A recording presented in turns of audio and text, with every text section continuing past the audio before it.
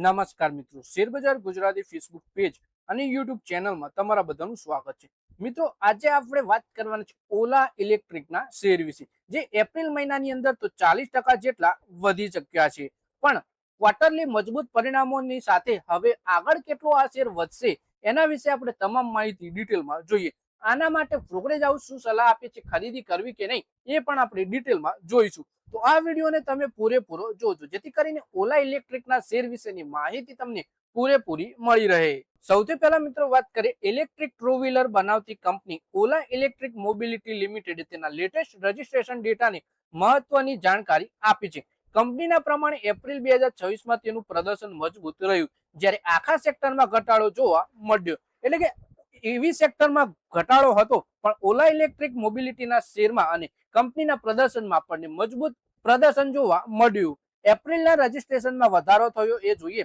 ઓલા ઇલેક્ટ્રિકના પ્રમાણે તેની ગાડીઓનું રજિસ્ટ્રેશન વધીને 12,166 યુનિટ પહોંચી ગયું. તે માર્ચ 2026માં 10,133 યુનિટના મુકાબલે 20%ની ગ્રોથ દર્શાવે છે.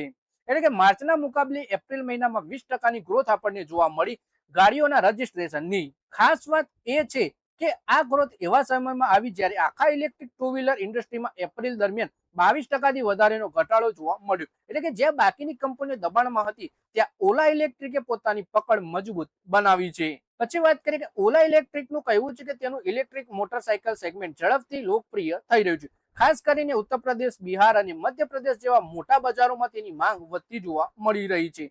ઓલાના રોડસ્ટર એક્સ મોટરસાયકલને સકારાત્મક પ્રતિસાદ મળી રહ્યો છે. તે ઇલેક્ટ્રિક મોટરસાયકલ શ્રેણીમાં ઝડપથી એક મજબૂત ખેલાડી તરીકે ઉભરી રહી છે.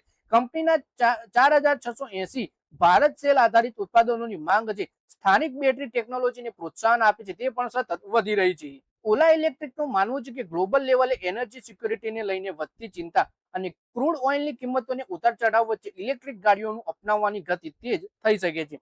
ઓલા ઇલેક્ટ્રિક આવા સમયમાં ગ્રોથ બતાવીને સંકેત આપ્યા છે કે કંપનીની બજાર સ્થિતિમાં મજબૂત બનેલી છે. આવનારા મહિનામાં નવી પ્રોડક્ટ લોન્ચ અને ઈવીની વધતી માંગ કંપનીને પ્રદર્શનની ગતિ આપી શકે છે. ઓલાના શેર ગયા કારોબારી સત્રમાં 1% વધી 36 રૂપિયા 55 ઉપર બંધ થયા.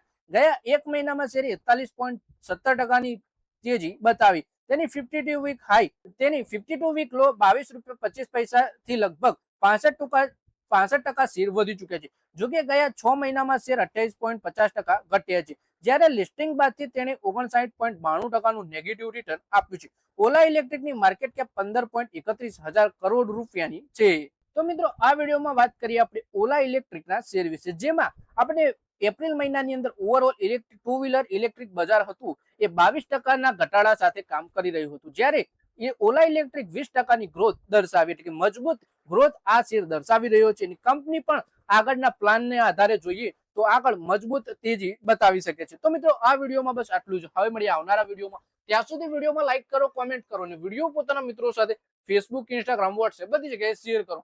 શેર બજારની આવી જ માહિતી ગુજરાતીમાં જોવા માટે તમે ચેનલને સબસ્ક્રાઇબ કરી ઘંટડી દબાવી દેજો અને આપણા ફેસબુક પેજને પણ ફોલો કરી લેજો.